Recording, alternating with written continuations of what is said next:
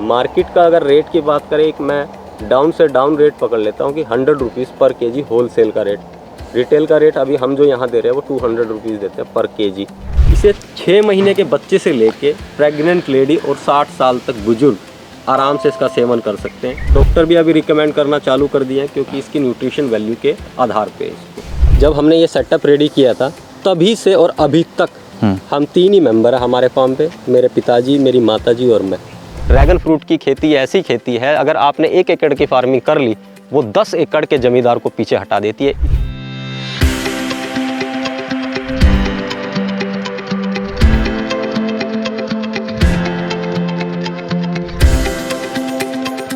नमस्कार, आप देख रहे हैं किसान तक और मैं हूं आपका दोस्त संकेत शर्मा। आज इस खास वीडियो में हम आप पहुंचे हैं हरियाणा के ही एक कस्बे में जिसका नाम है घरौंदा। और ये जो जगह है ये बेहद खास है। इस इलाके में ड्रैगन फ्रूट की फार्मिंग हो रही है और आज हम आपको एक ऐसे किसान से मिलाने जा रहे हैं, ऐसे युवा किसान से मिलाने जा रहे हैं जो विदेशों में नौकरी करके आए हैं, पेशे से इंजीनियर रहे हैं और अब अपने पिता के साथ, अपनी माता के साथ वो खेती किसानी कर रहे हैं। खेती किसानी ऐसी कर रहे हैं कि पूरे देश और पूरे भारत के साथ साथ वैश्विक पटल पे भी उनका नाम हो रहा है। तो आइए इस बातचीत को आगे बढ़ाएंगे और चलते हैं उनके फार्म पर और जानेंगे ड्रैगन फ्रूट की पूरी ABCD, कैसे ड्रैगन फ्रूट की खेती होती है, क्या क्या इसमें परेशानियां आती हैं, कैसे अगर आप ड्रैगन फ्रूट की खेती करना चाहते हैं, इससे मुनाफा कमाना चाहते हैं तो उसकी बारीकियों को अगर आप समझना चाहते हैं तो इस वीडियो की मदद से हम आपको पूरा बताएंगे। तो चलिए अपने सफर की शुरुआत करते हैं। कुलदीप जी नमस्कार, बहुत बहुत स्वागत है आपका किसान तक पर। आज हम आपके फार्म पर आए हैं। इस फार्म के बारे में बताएं, पहले कुछ हमारे दर्शकों को अपने बारे में बताएं कि कैसे, जितना हमने आपके बारे में पढ़ा लिखा है उसमें हमको ये तो पता चल गया कि आप एक युवा हैं और आप पेशे से इंजीनियर रहे हैं, विदेश में नौकरी करके आए हैं और आज अपनी जो पैतृक ज़मीन है उस पर खेती किसानी कर रहे हैं। तो आपके इस सफ़र की पूरी शुरुआत कैसे हुई, इसके बारे में हमारे दर्शकों को बताइए। मेरा नाम कुलदीप सिंह है, बाय प्रोफेशन मैं इंजीनियर हूँ। पहले था, अब नहीं हूँ, अब खैर मैं फार्मर ही बन गया हूँ बेसिकली। ये जो जगह है, ये जो है ये फार्म है, ये राणा ड्रैगन फ्रूट फार्म के नाम से जाना जाता है, जो रजिस्टर्ड है। ये जगह है घरौंडा, डिस्ट्रिक्ट करनाल में पड़ते हैं, हरियाणा। दिल्ली से 100 किलोमीटर, ये नेशनल हाईवे पे ही 1 किलोमीटर हट के है वो जगह। तो ये घरौंडा ये कस्बा पड़ता है। इसकी खेती जो हमने स्टार्टअप किया था 2019 से किया था। तो 2019 में हमने स्टार्टिंग की थी ½ एकड़ से। आज हमारे पास में 2.5 एकड़ में ये फार्मिंग हमने एक्सटेंड कर लिया। नेक्स्ट ईयर 1 एकड़ और हम एक्सटेंड कर रहे हैं। ज़मीन हमारे पास ज़्यादा नहीं है, मात्र 3-3.5 एकड़ हमारे पास में ज़मीन है जो खुद की है। तो उस पर हम ये फार्मिंग एक्सटेंड करते जा रहे हैं। ऑलमोस्ट 5 ईयर हो गए हमको फार्मिंग करते हुए। ट्रेडिशनल खेती से हट के सोचा था कि पहले जब हमने स्टार्टअप किया था मेरे दिमाग में सिर्फ यही पिक्चर थी कि कल नौकरी ना रहे तो एक सेकंड सोर्स ऑफ इनकम होना चाहिए आपके पास। तो इसके बिहाफ पे ही मैंने ये फार्मिंग स्टार्ट की थी। जब स्टार्टअप अच्छा हो गया, सेटअप अच्छा बन गया, इनकम आने लगी, तो उसके बाद मैंने अपना जॉब से रिज़ाइन कर दिया। इनकम भी अच्छी है। बाकी जो फार्मर भी हमारे पास ट्रेनिंग के लिए भी आते हैं और साल के अंदर हम एक सेमिनार भी रखते हैं, गेट टुगेदर हो जाता है। इसमें ऑल ओवर वर्ल्ड से पर्सन आते हैं। इवन इस बार जो स्पेन से भी, कनाडा, अलग अलग देशों से भी पर्सन यहाँ आ रहे हैं जो हमारे साथ जुड़े हुए हैं काफ़ी समय से। फार्मिंग अच्छी है। इसमें कुछ कॉम्प्लिकेशन आती है फार्मर्स को स्टार्टअप में, क्योंकि ये नई खेती है, जानकारी का अभाव है। जैसे जैसे हम करते जा रहे हैं हमारा एक्सपीरियंस गेन हो रहा है। इवन हम बाहर भी जा रहे हैं इसके बिहाफ पे प्रैक्टिकल नॉलेज के लिए। अभी मैं रिसेंट वियतनाम गया था ट्रेनिंग पर्पज़ से। अब फिर मैं दोबारा 15 डेज़ के लिए प्रैक्टिकल ट्रेनिंग के लिए मैं दोबारा से वियतनाम जा रहा हूँ, क्योंकि वियतनाम ही एक ऐसा देश है जो all over world 70% dragon fruit को एक्सपोर्ट कर रहा है। जी, जब ड्रैगन फ्रूट की हम बात करते हैं तो देश में जब आप आए, विदेश से आप विदेश में नौकरी कर रहे थे, साउथ अफ्रीका में आप नौकरी कर रहे थे, तो ड्रैगन फ्रूट यहाँ के लोगों के लिए, यहाँ के जो कृषि वैज्ञानिक हैं उनके लिए भी एक अनुसंधान का विषय है, रिसर्च का विषय है, क्योंकि इतने बड़े स्केल पर तो यहाँ पर खेती नहीं हो रही। बागवानी तो यहाँ पर होती है हमारे देश में और तरह तरह की फसलें होती हैं।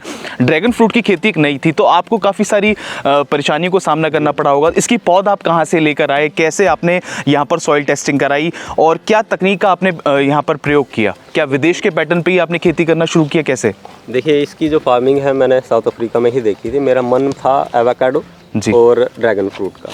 मैंने एवोकाडो भी ट्रायल किया था, लेकिन हमारे क्लाइमेट में वो सूट नहीं किया, वो सक्सेस नहीं हुआ। तो फिर मेरा ड्रैगन फ्रूट पे अट्रैक्शन आया कि ड्रैगन फ्रूट करके देखते हैं, क्योंकि कोस्टल एरिया का प्लांट है। इसमें भी कॉम्प्लिकेशन आई ड्रैगन फ्रूट फार्मिंग जो है वो 10 डिग्री से लेके 38 डिग्री का बीच का पौधा है। अगर इस बीच टेम्परेचर रहता तो इसको कोई इशू नहीं होता, लेकिन हमारे यहाँ बहुत कॉम्प्लिकेशन आई। मैंने एग्रीकल्चर, हमारे यहाँ पे इंडो इज़राइल का रिसर्च सेंटर भी है, मैंने वहाँ भी कांटेक्ट किया। उनका बोलना ये था कि ये हमारे एरिया का क्रॉप नहीं है, लेकिन मैंने रिस्क लेते हुए फिर भी ये क्रॉप की, क्योंकि यहाँ विंटर में टेम्परेचर 2 डिग्री और समर में टेम्परेचर 45-46 भी जाता है। यानी ये दोनों ही वेदर इसके लिए एक्सट्रीम है, विंटर का भी और समर का भी। कॉम्प्लिकेशन आई शुरुआत में, क्योंकि नॉलेज नहीं थी, जानकारी नहीं थी। जैसे जैसे एक्सपीरियंस गेन होता रहा, वो कॉम्प्लिकेशन जो आई थी हमें हमारे सामने, उस चीज़ का समाधान किया। बाकी किसानों से भी गेट टुगेदर किया, जो पहले से इसकी फार्मिंग कर रहे थे, उनके साथ में भी टाई अप किया। जब मैं जॉब कर रहा था, मैं ऑलमोस्ट 5 ईयर था बाहर, साउथ अफ्रीका में था, केप टाउन में। जब वहाँ से मैंने जॉब छोड़ा, उससे पहले मैं पूरा अपना सेटअप अच्छे से रेडी कर चुका था, हमारा आउटपुट आ रहा था। उसके बाद ही मैंने जॉब अपना रिज़ाइन दिया वहाँ पे। स्टार्टअप हमने कैसे किया, देखिए हमारे पास जो ज़मीन है वो बहुत कम है, हम 5 एकड़ के नीचे के किसान हैं। यहाँ मोस्टली नॉर्थन बेल्ट में, हरियाणा पंजाब के अंदर में हम गेहूँ और धान की ही खेती पे मोस्टली जोर रखते हैं। यही यहाँ ट्रेडिशनल हमारी क्रॉप्स हैं। इसके अंदर सभी को पता है कि किसान हर साल यहाँ सुसाइड कर रहा है, क्योंकि उसको इनकम जनरेट नहीं होती है। अगर इससे हट के कुछ ऐसा काम किया जाए जिससे हमें सेकंड सोर्स ऑफ इनकम भी, मैंने जो इसका स्टार्टअप जो किया था, दिमाग में यही चीज़ लेके किया था कि एक सेकंड सोर्स ऑफ इनकम हमारे पास हो। ऐसी इनकम हो कि कम से कम कल अगर मेरे पास जॉब ना रहे तो मेरे पास में एक सोर्स ऑफ इनकम हो जाए, क्योंकि खेती बाड़ी 3-4 एकड़ का ज़मींदार, उसके पास में कुछ पैसा नहीं आता है। अगर वो गेहूँ और धान की खेती करता है तो सभी को पता है खर्चा कितना होता है और बचत कितनी होती है, वो ना के बराबर होती है। अगर बागवानी में हम जाते हैं तो उसका कम से कम 4 साल के बाद आपको आउटपुट मिलता है, लेकिन ये ड्रैगन फ्रूट की फार्मिंग एक ऐसी फार्मिंग है जो आपको 1.5 साल के अंदर ही आपको आउटपुट दे देती है। अगर अच्छे से चल जाए, जो आपकी इनिशियल इन्वेस्टमेंट होती है वो कवर अप हो जाती है। एक तो पॉइंट ये था। दूसरा, ये जो क्रॉप है, ये वर्ल्ड में 12 सुपर फ्रूट होते हैं, उसमें से एक ड्रैगन फ्रूट भी है। इसका जो मार्केट में रेट है, इंडिया के अंदर सबसे कॉस्टली फ्रूटों में काउंट होता है ड्रैगन फ्रूट।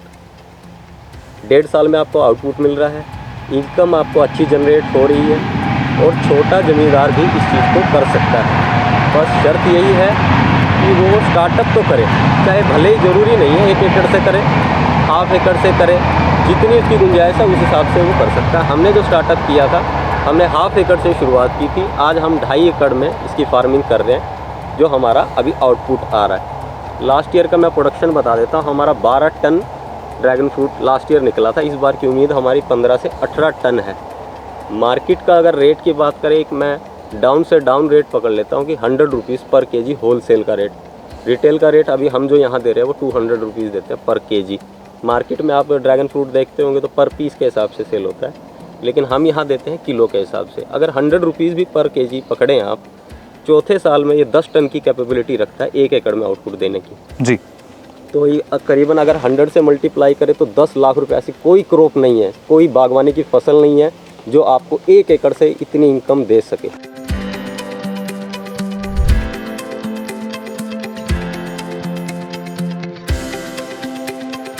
किसान के सामने सबसे बड़ी समस्या आती है कि बजट की, तो उसके बारे में बताइए कि लगभग कितने एरिया में आपने शुरुआत करी और कैसे शुरुआत करी? देखिए 2019 में, फरवरी 2019 में हमने इसकी शुरुआत की थी। शुरुआत करने से पहले इंफॉर्मेशन नहीं थी इसके बारे में, ना ही कहीं यूट्यूब पे, ना ही कोई वीडियोज़, ना ही इवन हमारा हॉर्टिकल्चर एग्रीकल्चर विभाग को भी इसके बारे में जानकारी नहीं थी।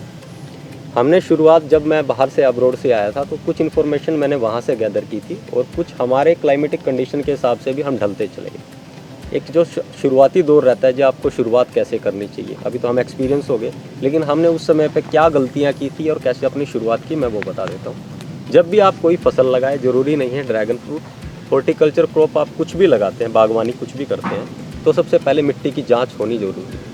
मिट्टी की जाँच करवाइए। मिट्टी की जांच में जिस भी पोषक तत्व की या प्राइमरी या सेकेंडरी जो एलिमेंट्स हैं, न्यूट्रिएंट्स हैं, उनकी अगर कमी होती है तो वो हॉर्टिकल्चर और एग्रीकल्चर विभाग, जो जहाँ सोइल टेस्टिंग होती है, वो रिपोर्ट के साथ में ही बता देते हैं कि क्या चीज़ की कमी है, आप उसे पूरी कीजिए। ड्रैगन फ्रूट में एक चीज़ बहुत इंपॉर्टेंट होती है, वो है pH value, potential of hydrogen. आप जो भी फीड कर रहे हैं ज़मीन को, पौधा उसको कैसे ग्रैब कर रहा है, वो पूरा डिपेंड होता है पीएच वैल्यू के ऊपर में। ड्रैगन फ्रूट लो पीएच वैल्यू मीन्स बिलो 7 अच्छा ग्रोथ करता है। जो बेस्ट अगर पीएच वैल्यू काउंट की जाए तो 6.5 होनी चाहिए, यानी हल्की एसिडिक सोइल। जिस एरिया में 8.5 के ऊपर पीएच वैल्यू चली जाती है तो उन लोगों को ड्रैगन फ्रूट खेती अवॉइड कर देनी चाहिए, क्योंकि ये फिर पौधा उस हिसाब से रिस्पॉन्स नहीं देता, ग्रोथ नहीं होता है कि आप कुछ भी फीड कर रहे हैं तो उसको ग्रैब नहीं कर रहा, तो वो मीनिंगलेस हो जाता है। हमने जब मिट्टी की जांच करवाई थी, हमारा जो बेल्ट है हरियाणा पंजाब का जो बेल्ट होता है, यहाँ पे पीएच वैल्यू 5 और 5.5 के बीच में है। हमने जब शुरुआत की थी तो हमारी पीएच वैल्यू 5 थी, आज हमारी पीएच वैल्यू 6.5 है। जिस फील्ड में आप खड़े हैं उसकी पीएच वैल्यू 6 है। जो हमारा पुराना फार्म है, हमारे 2 फार्म है, जो पुराना फार्म है उसकी पीएच वैल्यू 6.5 है। अब हमने ये 5 से 5.5 से और 6 तक हम कैसे पहुँचे, 6.5 तक कैसे पहुँचे? हमारा जो फार्म है वो पीजीएस रजिस्टर्ड फार्म है, यानी ऑर्गेनिक रजिस्टर्ड फार्म है। ये बोलने से नहीं, हमारे पास इसका सर्टिफिकेट है। ऑर्गेनिक मैटर आप जितना ऐड करते चले जाएंगे, आप पीएच वैल्यू उतनी मेंटेन हो जाती है। केमिकल में ना जाते हुए हमारा पूरा फार्म ऑर्गेनिक बेस फार्म है। ऑर्गेनिक मैटर में अगर बात करें तो क्या आपने जो फर्टिलाइज़र लगाया, जो खाद लगाई, जो कंपोस्ट लगाई, वो ऑर्गेनिक तरीके से थी? देखिए, इसमें जो मैन्योर रहता है, जैसे काउडंग मैन्योर हो गया, गोबर की खाद जो बोलते हैं, पोल्ट्री की जो खाद होती है वो यूज़ करते हैं मोस्टली, वर्मी कंपोस्ट हो गया। इसके बाद में बैक्टीरिया काम करते हैं। बैक्टीरिया बहुत सारे होते हैं, जैसे वेस्ट डिकम्पोजर आपको पता है, उसके बाद जीवामृत, घन जीवामृत, इसके बाद में PSB, KSB, zinc soluble bacteria, NPK consortia, ये सब गवर्नमेंट के ही बनाए हुए बैक्टीरिया हैं, जो आपको सहकारी जो इफ्को बाज़ार है वहाँ से आसानी से मिल जाते हैं बहुत कम रेट पे। अगर आप इन बैक्टीरियाज़ का यूज़ करते हैं तो आपकी मिट्टी की उपजाऊ शक्ति बढ़ाते हैं, बैक्टीरिया काउंट ज़्यादा होता है, और जब आपकी खेती, जब आपकी सॉइल के अंदर जान होगी तो आपका पौधा भी उस हिसाब से रिस्पॉन्स करेगा। तो ये तो हो जाता है पहला पॉइंट कि हमने सबसे पहले मिट्टी की जांच करवानी चाहिए। और फिर मिट्टी पे आपने काम करना शुरू किया? मिट्टी पे आप काम कीजिए, आप ऑर्गेनिक वे में ही जाइए, इसका रिस्पॉन्स भी आपको अच्छा मिलेगा और रिजल्ट काफ़ी लंबे समय तक रहता है केमिकल के कंपेयर में। सेकंड पॉइंट पे आ जाते हैं कि उसके बाद का प्रोसेस क्या रहता है। इसके बाद ये पौधा जो है वो 25 से 35 साल चलने वाला पौधा है। इसका खुद का सहारा नहीं होता, ये कैक्टस ही प्रजाति है, साउथ अमेरिका का ये प्लांट है, मैक्सिको से इसकी शुरुआत हुई है। ये पौधा स्ट्रक्चर के सहारे ही चलता है। अगर स्ट्रक्चर की बात करें तो हमने यहाँ जो स्ट्रक्चर लगाया है वो कंक्रीट बेस्ड स्ट्रक्चर लगाया। ये 7 फुट का पोल है, ज़मीन में 2 फीट 5 बाई 4 इंच का ये पोल है। इसकी जो हमें कॉस्ट पड़ी है, जो अगर खुद बनाते हैं, क्योंकि 70% जो खर्चा है वो सिर्फ पोल का और स्ट्रक्चर का ही है जी। 30% में आपका प्लांटिंग मटेरियल, लेबर कॉस्ट, लगाना और ये सब चीज़ें आ जाती हैं। आज के समय पे अगर पूरा एक काउंट करें कि 1 एकड़ ड्रैगन फ्रूट की फार्मिंग अगर आप करते हैं तो कितना आपको खर्चा आएगा, आज के समय पे 5 लाख रुपया आपका खर्चा आएगा 1 एकड़ पे। उसमें से कम 3 साढ़े 3 लाख रुपया आपका सिर्फ जो खर्चा है वो सिर्फ पोल का है और ये ऊपर वाला जो प्लेट है उसी का है, यानी बाकी जो 30% जो खर्चा बचता है वो उसके अंदर में पौधा वगैरह सब आ जाता है। कंक्रीट पोल इसके लिए लगाया, हम यहाँ कोई वुड या लकड़ी यूज़ नहीं कर सकते, आयरन यूज़ नहीं करते, क्योंकि जो लकड़ी रहेगी वो घुन लग जाएगा, दीमक लग जाएगा और कुछ समय के बाद ख़राब हो जाएगी, 25 साल वो नहीं रुकेगी। आयरन का इसके लिए यूज़ नहीं करते हैं क्योंकि वो गर्मी में गर्म होगा और ठंडी में ठंडा होगा, रस्ट लगेगा और वो भी क्लाइमेट चेंज के हिसाब से समय के बाद में वो भी सैक करने लगेगा और हमको ये हमारे स्ट्रक्चर को कहीं ना कहीं जाके, अब नहीं तो 10 साल के बाद में वो स्ट्रक्चर कोलैप्स कर जाएगा। कंक्रीट ही एक ऐसी चीज़ है, जैसे हम घर मकान बनाते हैं तो 25 से 35 साल तक उसकी वैलिडिटी होती है, एक्सपायरी। तो 25 से अगर 35 साल की आपकी क्रॉप है तो आपको कंक्रीट बेस ही स्ट्रक्चर बनाना चाहिए, क्योंकि इसी पे ही इतना लोड भी बेयर कर पाएगा और ये लंबे समय तक सस्टेन कर पाएगा। अब इसके बाद की हमने जो प्रोसेस रहती है, अब किसान जहाँ गलतियाँ करते हैं मैं वो बता देता हूँ, जहाँ हमने भी गलती की है। ड्रैगन फ्रूट के अंदर लोगों को सिर्फ इतना पता है कि ड्रैगन फ्रूट अंदर से वाइट होता है और ड्रैगन फ्रूट अंदर से लाल होता है। वैरायटीज़ का यहाँ नॉलेज नहीं है। शुरुआती तौर पे हमें भी इसका नॉलेज नहीं था। हमारे फार्म पे आज के समय पे 60+ ड्रैगन फ्रूट की वैरायटीज़ हमने लगाई हुई है। ड्रैगन फ्रूट में 153 रजिस्टर्ड वैरायटीज़ होती हैं। ये सभी कलर का ड्रैगन फ्रूट होता है। हमारे फार्म पे जो है येलो भी है, उसकी भी 3 से 4 वैरायटी है, रेड पल्प भी है, वाइट पल्प भी है, इवन ग्रीन स्किन भी है हमारे पास। बाहर से बिल्कुल ग्रीन रहेगा, अंदर से ब्लड रेड। तो ये भी डिफरेंट वैरायटीज़ हमने यहाँ ट्रायल के तौर पे लगाई है कि हमारे एरिया में कौन सी वैरायटी अडोप्ट है, कौन सी वैरायटी का फ्रूट साइज़ अच्छा आता है, शेल्फ लाइफ किसकी अच्छी है, ब्रिक्स लेवल यानी मिठास के बारे में कई बार बात होती है कि आपने ड्रैगन फ्रूट खाया है तो बोले वो तो फीका लगता है, आपने जो ड्रैगन फ्रूट खाया है वो वियतनाम से या बाहर से एक्सपोर्ट होके आया है, क्योंकि वो 20 से 25 दिन पहले उसको प्रीमेच्योर कंडीशन में तोड़ते हैं, वाया शिप आपके पास आता है, तो उसके अंदर मिठास नहीं होती। इंडिया के अंदर हम जो फ्रूट प्रोड्यूस करते हैं वो वियतनाम के कंपैरिजन काफ़ी मीठा है। यहाँ हम आपको फ्रूट टेस्ट भी कराएंगे, मैं इवन कट करके भी आपको दिखाता हूँ ये फ्रूट कैसे रहता है। इवन क्वालिटी वाइज भी ड्रैगन फ्रूट के शेप में और साइज़ में अंतर है, वो भी मैं आपको दिखाऊंगा। जी, तो लगभग जब आपने यहाँ पर खेती किसानी करना शुरू किया, आपने बताया कि आपने पहले पीएच मेंटेन किया जी। और इस पे काम किया, तो फ्रूट कब से आना स्टार्ट हो गया? अगर जब आपने खेती करने की स्टार्टिंग करी, पूरा स्ट्रक्चर बनाया, और फिर फ्रूट कब से आना स्टार्ट हुआ? लगभग कितने महीने लगते हैं फ्रूट आने में? देखिए, नॉर्थन बेल्ट का जो समय रहता है वो फरवरी और मार्च रहता है। इसका जो लगाने का जो सही समय है वो फरवरी और मार्च है। जैसे आपने फरवरी मार्च में लगाया तो वो नेक्स्ट ईयर रेनी सीजन यानी जब भी मानसून आता है उस हिसाब से वो फ्रूटिंग देने लगता है, यानी 14 से 16 महीने में वो कमर्शियल लेवल पे फ्रूटिंग देने लगता है। अच्छा। अभी जिस फार्म पे आप जो खड़े हैं ये 28 मंथ का फार्म है, अभी 3 साल इसको कम। और लगभग कितनी फ्रूटिंग आप इस पे ले चुके हैं? कितनी फसल आप इससे ले चुके हैं? हमारा जो लास्ट ईयर का जो प्रोडक्शन निकला था वो 1.5 एकड़ से 1.5 एकड़ से 12 टन प्रोडक्शन निकला था, यानी 12,000 किलो। इस बार की उम्मीद है हमारी करीबन 15 से लेके 18 टन के बीच में उम्मीद है। फ्रूट का साइज़ भी अच्छा आ रहा है, क्लाइमेट भी इस बार काफ़ी अच्छा सूट किया है, इवन रेन भी काफ़ी अच्छी हुई है, और बारिश जितनी अच्छी ज़्यादा होगी या ह्यूमिडिटी लेवल जितना इंक्रीज़ होगा ये फ्रूट उतना ही ज़्यादा डेवलप होगा, साइज़ अच्छा बनेगा और आपको उस हिसाब से ये यील्ड देता है। क्योंकि ये जो फ्रूट है ये लगातार आपको 5 से 6 महीने फ्रूटिंग देता है। ऐसा कोई फ्रूट नहीं है जो कंटिन्यू 5 से 6 महीने आपको फ्रूट दे। इसकी 3 साइकिल एक साथ चलती है। एक फ्रूट कच्चा रहेगा, एक फ्लावर ओपन होता रहेगा और एक फ्रूट पकता रहेगा। अच्छा। आप हर 10 दिन में ये फ्रूट तोड़ते ही रहेंगे, आप इसमें आपको रेस्ट करने का समय नहीं मिलेगा। कंटिन्यू 5 to 6 मंथ, जुलाई से लेके ये दिसंबर तक कंटिन्यू चलता है। अभी मैं आपको फ्रूट कट के करके दिखाता हूँ, और ये साइज़ भी देखिएगा आप फ्रूट का, और वैरायटीज़ का भी मैं आपको अंतर दिखाऊंगा यहाँ जी। और दूरी की बात करें तो जैसे आपने ये जो पूरा अपना फार्म डेवलप किया है, लगभग कितनी दूरी के आसपास ये पोल आपने लगाए हैं, और इतना जो गैप छोड़ा है ये क्या किस रेशो के हिसाब से आपने गैप छोड़ा है इसमें?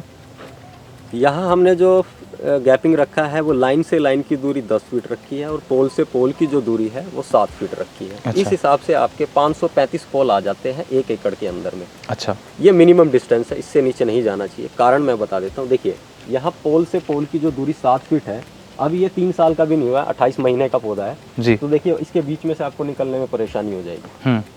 यहाँ दूरी 7 फीट कम मिनिमम इतना तो रहना ही चाहिए। अगर 6 फीट करेंगे तो आप इसके बीच में से कैसे निकलेंगे? मेंटेनेंस पर्पज से भी स्प्रे भी करने हैं आपको, फ्रूट भी तोड़ना है आपको, या इन बिटवीन आपको दूसरा भी मेंटेनेंस एक्टिविटी रहेगी, तो उसमें आपको समस्या आ जाती है, और एयर वेंटिलेशन में भी फ़र्क पड़ता है।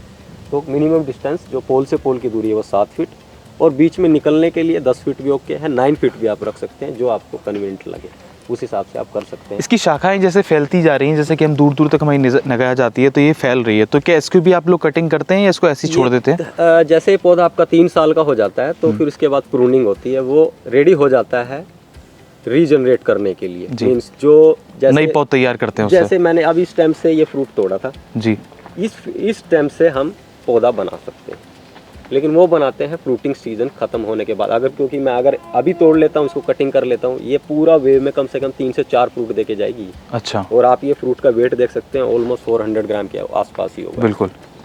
तो अगर ये 3 फ्रूट भी देके जाता है और मार्केट रेट 100 रुपीज़ भी है, तो ये कम से कम 300 से 400 रुपये के आसपास का फ्रूट देके जाएगा। 300 रुपये पकड़ लेते हैं जी। इस डाली को जब हम कट करके सेलिंग करते हैं तो वो कितने का जाता है? 60-70 रुपीज़।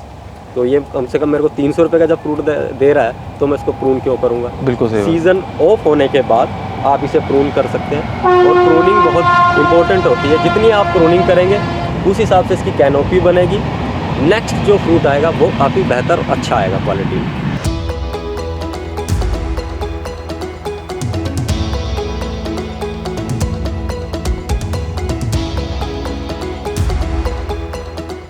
कुलदीप जी, मैं ये जानना चाहूँगा, जब ड्रैगन फ्रूट की आपने खेती करना यहाँ पर शुरू किया तो क्या क्या समस्याएं, जैसे कि आपने बताया कि ये पूरा प्रोसेस रहता है, इसके अंदर नई चैलेंजेस रहते हैं, तो देश के जो किसान हैं हमारे, अगर वो ड्रैगन फ्रूट की खेती करना चाहते हैं तो आपका जो खुद का अनुभव है, किन किन चीज़ों का उनको परेशानियों को सामना करना पड़ सकता है और कैसे उसको निजात वो पा सकते हैं, तो उसके बारे में बताइए कुछ। देखिए, शुरुआत में हमें क्या समस्या आई थी, इसमें एक ही इशू होता है सबसे बड़ा, वो है बीमारी इसमें एक आती है, वो है फंगस जी। और ये फंगस मोस्टली जब एक्सट्रीम हो जाता है इसके लिए वेदर जो कंडीशन चाहिए वो 10 डिग्री से लेके 10 डिग्री से लेके 38 डिग्री के बीच का टेम्परेचर इसको चाहिए, तब इसे कोई इशू नहीं होता। यहाँ हमारे यहाँ समर में, गर्मियों में यहाँ टेम्परेचर 45 चला जाता है और इवन विंटर के समय पे यहाँ टेम्परेचर 2 डिग्री पे चला जाता है।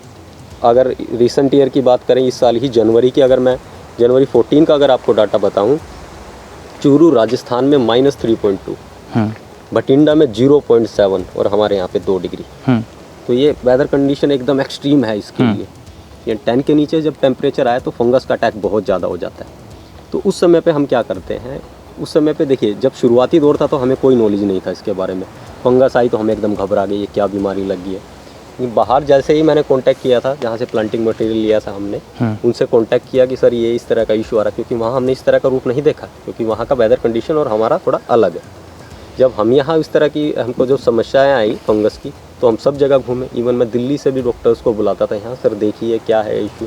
फंगस कोई दिखा सकते हैं आप भी किसी अगर पौधे पे हल्का सा कोई नहीं है, मैं आपको दिखाता हूँ कि फंगस जब लगती है और उसको फिर जब ठीक कर लेते हैं तो वो क्या छोड़ जाती है पीछे। चलिए मैं आपको दिखाता हूँ जी। ये देखिए विंटर के समय पे क्या होता है सर, विंटर के समय पे जैसे ही विंटर आती है यानी टेम्परेचर 2 डिग्री के आसपास हो जाता है, जिस साइड में धूप नहीं आती, अभी यहाँ पोल की 4 सरफेस है, उस हमारा जो सनलाइट होता है, जो सूरज ऐसे घूमता है साइड से, तो बैक साइड में धूप नहीं आती। ये जो आप देख रहे हैं, ये बीच का जो वाइन देख रहे हैं, ऐसा ही था पूरा ग्रीन पार्ट। ये तो पूरा खोखला कर दिया, पूरा खोखला कर दिया। देखिए ये फंगस ने यहाँ इसको गलाना चालू कर देती है।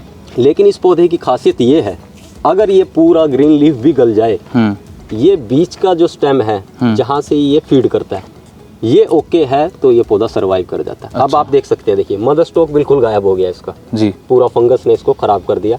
लेकिन फिर भी आप देख पा रहे होंगे ऊपर में कितना अच्छा फ्रूटिंग आया हुआ है। यही मदर स्टॉक है और यही फ्रूट है, देखिए आपके सामने ही है।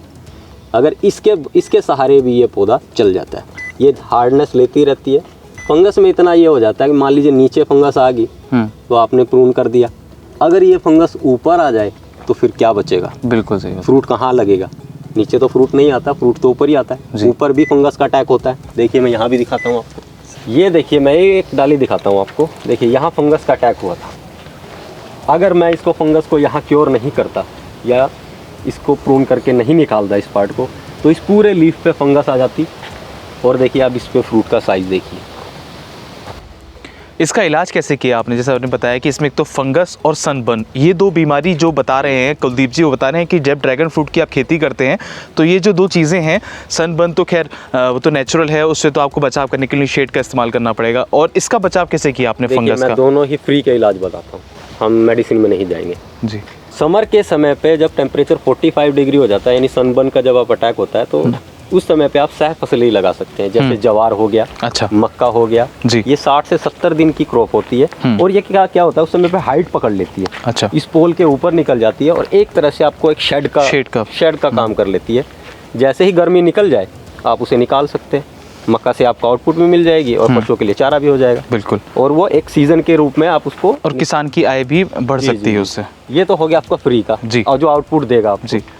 अब विंटर के समय पे आ जाते हैं। विंटर के समय पे देखिए जो सूरज की जो किरणें रहती है, धूप, वो भी एक दवाई का रूप में काम करती है। बिल्कुल।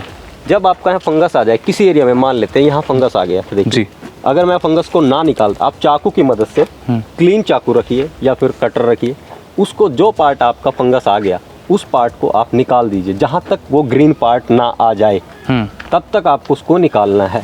निकालने के बाद आप उसको छोड़ सकते हैं ऐसे ही। छोड़ने के बाद जब भी धूप इसके ऊपर गिरती है वो वहीं पेनिट्रेट कर देती है उसको। अच्छा। वो ठीक कर देगी। फंगेसाइड की भी ज़रूरत नहीं पड़ती। 90% पौधा आपका ठीक हो जाता है अगर आप वो पार्ट वहाँ से निकाल देते हैं या फिर उसको पंचर भी कर देंगे ना हल्का सा, मतलब उसके फ्लो को तोड़ देंगे, तो वो बैक्टीरिया मर जाता है। यूवी रेज ही उसको फिनिश कर देती है जी। ये दोनों इलाज है ऑलमोस्ट आपके फ्री के हैं। बाकी अगर आपको मेडिसिन के रूप में जाना है तो फंगीसाइड आती है दुनिया भर की मार्केट में, तो आप वो यूज़ कर सकते हैं। खाद की बात करें तो किस तरीके की खाद आप डालते हैं अपनी, जो जैसे आपने बताया कि आप 100% ऑर्गेनिक सर्टिफाइड हैं, तो जब ड्रैगन फ्रूट की हम खेती करते हैं तो किस तरीके की खाद और मैन्योर इस खेत में पड़ता है? देखिए ये पौधा कैक्टस है, ये ये समझ के चलिए, ये मैक्सिको का पौधा, साउथ अमेरिका का पौधा है और कैक्टस ही प्रजाति है। इसको हाई कार्बन की बहुत ज़्यादा ज़रूरत होती है। जितना ज़्यादा कार्बन लेवल आपके फील्ड में होगा उतना ज़्यादा ये ग्रोथ करता है। और वो कार्बन लेवल कहाँ से मिलेगा आपको? वो मिलता है आपको गोबर की खाद से, जिसे काउ डंग मैन्योर भी बोलते हैं इंग्लिश में। वो जितना आप इसको फीड करते जाएंगे, ये बहुत हैवी फीडर पौधा है, बहुत हैवी। जैसे मैं रिसेंट अभी गया था मार्च में वियतनाम में, जो वहाँ हमने उस चीज़ के बारे में सीखा या जाना, क्योंकि इंडिया में तो अभी इसके बारे में इतनी इन्फॉर्मेशन नहीं है। तो वहाँ से जो हमने इन्फॉर्मेशन गैदर की है, बहुत हैवी फीडर है। जिस हिसाब से इसको फीड करते जाएंगे उस हिसाब से आपका फ्रूट का साइज़ भी इम्प्रूव होता है और आपकी प्रैक्टिस भी उस चीज़ में रोल निभाती है। मोस्टली हम जो यहाँ प्रैक्टिस रखते हैं, हम 70 to 80% गोबर का खाद ही यूज़ करते हैं। मौसम के हिसाब से हम उसको चेंज कर लेते हैं। मान लीजिए समर का समय है तो आप पोल्ट्री का खाद ना लगाएं, क्योंकि वो बहुत गर्म होता है। खाली गोबर का खाद लगाइए। जैसे ही विंटर सीजन आता है, हम पोल्ट्री का खाद 30% और 70% जो गोबर का खाद होता है उसको मिक्सअप कर लेते हैं और इसको पौधों को लगा देते हैं जी। साल में 3 बार खाद लगाते हैं, वेजिटेटिव ग्रोथ के समय पे फरवरी में, फ्रूटिंग आने से पहले मई के लास्ट में, और एक दिसंबर में विंटर स्टार्ट होने से पहले। अलग अलग खाद का इसमें वहाँ रोल रहता है। वेजिटेटिव ग्रोथ के समय पे आपको हाई नाइट्रोजन की ज़रूरत होती है। उस समय पे आप खाद के साथ में नाइट्रोजन फिक्सेशन बैक्टीरिया चलाइए। ऑर्गेनिक है, पूरा बैक्टीरिया बेस है। फ्रूटिंग स्टेज पे आप NPK कंसोर्टिया जैसे प्रोडक्ट यूज़ कर सकते हैं। इफ़को से मिल जाते हैं जो सहकारी है। विंटर सीजन में आप पोल्ट्री के खाद के साथ में गोबर का खाद मिक्स कीजिए और इसको मल्चिंग कीजिए। बीच बीच में हल्का हल्का पानी चलाते रहिए ताकि पाला वगैरह ना लगे। और उस समय पे भी आप कोशिश कीजिए कि इसके बीच में कुछ ना कुछ इंटरक्रॉप किया जाए, क्योंकि डायरेक्ट पाले का इम्पैक्ट ना पड़े, क्योंकि विंटर सीजन में ही मोस्टली फंगस अटैक करती है। तो इस तरह से हम प्लान करते हैं, डिजीज़ से भी बचाते हैं पौधे को और उसको फीड भी करते हैं जी। अच्छा, इसकी बात करें ड्रैगन फ्रूट की, जो मार्केट में डिमांड बढ़ी है अभी कुछ ही वर्षों में, इसकी खेती को लेकर काफ़ी जोर दिया जा रहा है। कई सारी वीडियोस नेट पे भी अवेलेबल हुई हैं। आपने भी कुछ ही वर्षों में इसकी खेती करना स्टार्ट किया है। तो ऐसा क्या है जो मार्केट में ड्रैगन फ्रूट की डिमांड बढ़ रही है? क्या इसकी न्यूट्रिशन वैल्यू ज़्यादा है या कोई और भी कारण है जिस कारण से लोग बाज़ार में ड्रैगन फ्रूट के प्रति आकर्षित हो रहे हैं और उसका सेवन करना शुरू कर रहे हैं लोग? देखिए, दुनिया में 12 सुपर फ्रूट होते हैं। सुपर फ्रूट का मीन्स उसके अंदर वो सभी माइक्रो न्यूट्रिएंट्स या जो एसेंशियल एलिमेंट्स है जो हमारे शरीर को ज़रूरत है वो इसके अंदर है। अभी जैसे कोरोना का समय आया था या फिर जब यहाँ हमने शुरुआत की तो उस समय पे डेंगू बहुत हैवी फैला था, प्लेट रेट डाउन हो गई थी। जो आप रेड पल्प का जो फ्रूट होता है, आप अगर उसको काट के हाथ पे भी लग जाए तो वो कलर नहीं छोड़ता है इवन। अगर प्लेट रेट डाउन है तो वो आपके प्लेटलेट्स को बढ़ाता है। इम्यूनिटी बूस्टर के रूप में कोरोना के समय पे काम करता है। विटामिन सी बहुत ज़्यादा मात्रा में होता है, हाई फाइबर होता है इसके अंदर में। और आप इसका कलर भी देख पा रहे हैं, ये देखिए, ये एकदम जूसी रहता है, एकदम क्रंची रहता है। बिल्कुल। वियतनाम के फ्रूट और यहाँ के फ्रूट में आप अंतर देख सकते हैं। न्यूट्रिशन वैल्यू में तो अंतर है ही है, क्योंकि वो प्रीमेच्योर तोड़ते हैं जी। और इंडिया में जो फ्रूट तोड़ा जाता है वो एकदम मैच्योर तोड़ा जाता है। कलर देखिए कितना अच्छे से है, जूस एकदम फुल है इसके अंदर में। इसे 6 महीने के बच्चे से लेके प्रेग्नेंट लेडी और 60 साल तक बुजुर्ग आराम से इसका सेवन कर सकते हैं। डॉक्टर भी अभी रिकमेंड करना चालू कर दिए हैं, क्योंकि इसकी न्यूट्रिशन वैल्यू के आधार पे इसको। बिल्कुल। अच्छा, तकनीक की बात करें, ये जो पूरा पैटर्न है आपने जैसे आपने बताया, इस तकनीक को क्या कहते हैं और कितनी तरीके से हम ड्रैगन फ्रूट की खेती कर सकते हैं? क्या क्या टेक्निक है और लगभग इसमें कितना खर्च आता है इन तकनीकों में? देखिए, 2 मेथड से इसकी आप फार्मिंग कर सकते हैं। हमने दोनों से यहाँ ट्रायल लिया हुआ है। एक तो आप ये जो सिस्टम देख रहे हैं, ये रिंग एंड पोल सिस्टम है। जो ट्रेडिशनल मेथड जिसे बोला जाता है कि पारंपरिक खेती वाला जो मेथड है ड्रैगन फ्रूट का, ये है। दूसरा और एक और मेथड है, वो है आपका ट्रेलिज मेथड। अच्छा, मीन्स ये नॉर्मल हो गया आपका, ये 1 एकड़ में 500 पोल लगते हैं, 2000 पौधे, ठीक है सर। दूसरा ट्रेलिज मेथड जो मैं आपको दिखाऊंगा, ट्रेलिज मेथड में आपके 2000 से लेके 8000 तक आप पौधे लगा सकते हैं। वो अल्ट्रा हाई डेंसिटी चला जाता है, आउटपुट भी ज़्यादा मिलता है, इसमें कोई दो राय नहीं, लेकिन कॉम्प्लिकेशन भी ज़्यादा है। जो आदमी इसकी खेती को काफ़ी लंबे समय से कर रहा है या जो एक्सपर्ट हो चुका है, उसको वो ट्रेलिज मेथड में शिफ्ट कर सकता है, क्योंकि उसमें आउटपुट इससे कहीं ज़्यादा है। उसे पता है कब प्रूनिंग करनी है, कितना फर्टिलाइज़र देना है, डिजीज़ को कैसे कंट्रोल करना है, वो आदमी ट्रेलिज में जाए। और जो नया किसान है, छोटे स्केल पे करना चाहता है या जिसने शुरुआत की है या जो सोच रहा है करने का, वो MOP सिस्टम में जाइए, इस रिंग एंड पोल सिस्टम में। आप इसमें बिल्कुल कुछ भी नहीं करना है, ना ही आपको प्रूनिंग का इतना ध्यान रखना है। स्टार्टिंग के करीबन 1.5 साल तक, जब तक वो प्रोडक्शन ना दे दे, बीच बीच में आप कटाई छटाई करते रहते हैं, जो आपको लीफ कई बार ज़्यादा लीफ निकल जाते हैं उसको प्रून कर सकते हैं।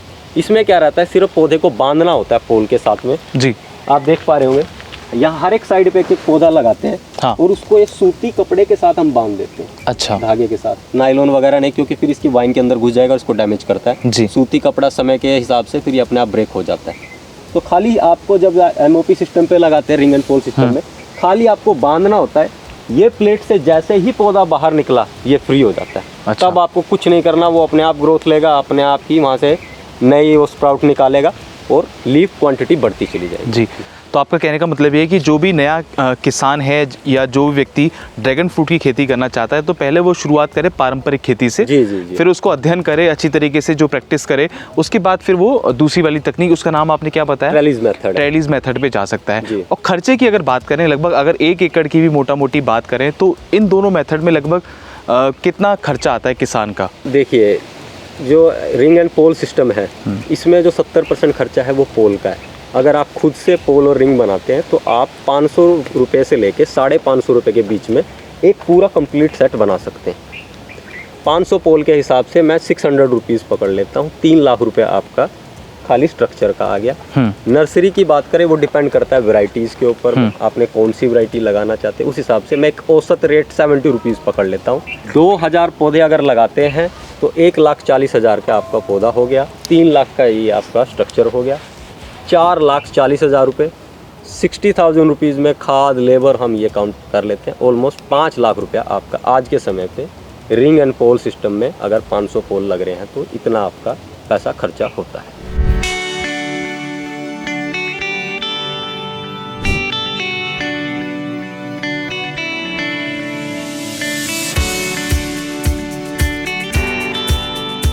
वैरायटी की अगर हम बात करें तो लगभग कितनी वैरायटी आपने इस फार्म पर लगा रखी हैं, और मार्केट में किन किन वैरायटी की डिमांड ज़्यादा है आजकल अगर देखी जाए ड्रैगन फ्रूट की? तो देखिए, ड्रैगन फ्रूट के अंदर 153 रजिस्टर्ड वैरायटीज़ हैं। उसमें से हमने 60 प्लस हमारे पास वैरायटीज़ हैं। कुछ का अभी प्रोडक्शन आ रहा है और कुछ का भी अंडर ट्रायल है, वो नेक्स्ट ईयर प्रोडक्शन आएगा।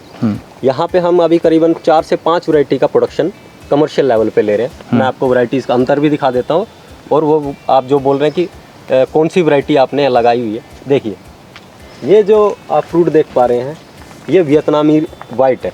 अच्छा, ये अंदर से सफ़ेद कलर का फ्रूट निकलता है, या पल्प जो वाइट होती है। जी। और फिर अभी ये देखिए हल्का हल्का कलर लेना चालू है, पूरा पका नहीं है।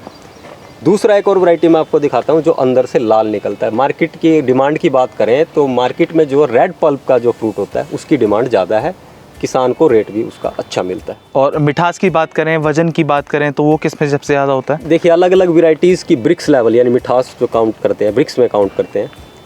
ड्रैगन फ्रूट के अंदर सबसे हाईएस्ट ब्रिक्स जो जाता है वो 26 जाता है, 26। यहाँ हमने जितनी वैरायटी लगाई है, ब्रिक्स से क्या मतलब है? ब्रिक्स उसकी मिठास। अच्छा। यहाँ हमने जितनी भी वैरायटी लगाई है उनका सभी का ब्रिक्स ऑलमोस्ट 20 के आसपास है। जैसे ये वियतनामी वाइट वैरायटी थी, इसका ब्रिक्स जो जाता है वो 16-17 के आसपास, यानी मिठास कम होती है। मिठास कम होती है और पल्प भी वाइट है, मार्केट में डिमांड कम है। अच्छा। लेकिन हमने यहाँ क्यों लगाया ये? हमने यहाँ लगाया पोलिनेशन के लिए।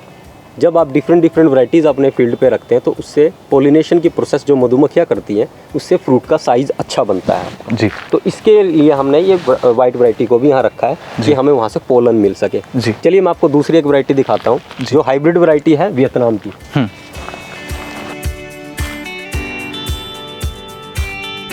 ये वैरायटी है हाइब्रिड वैरायटी? ये हाइब्रिड वैरायटी है वियतनाम की। जी।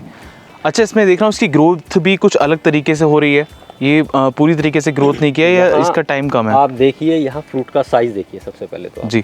ये 500 ग्राम के ऊपर का फ्रूट आपके हाथ में बड़ी मुश्किल से आया, अगर होल्ड नहीं पूरा कर पाओगे आप, बिल्कुल पूरा फ्रूट आप पकड़ नहीं पाओगे। जी। इसका एक तो साइज़ बहुत अच्छा बनता है, दूसरा देखने में बहुत सुंदर है ये। यही मैं आपको एक दूसरी वैरायटी दिखाता हूँ जो मोस्टली किसान लगाते हैं। एक तो फ्रूट का साइज़ नहीं बनता और दूसरा वो स्क्वीज़ होने लगता है, यानी उसकी शेल्फ़ लाइफ कम है।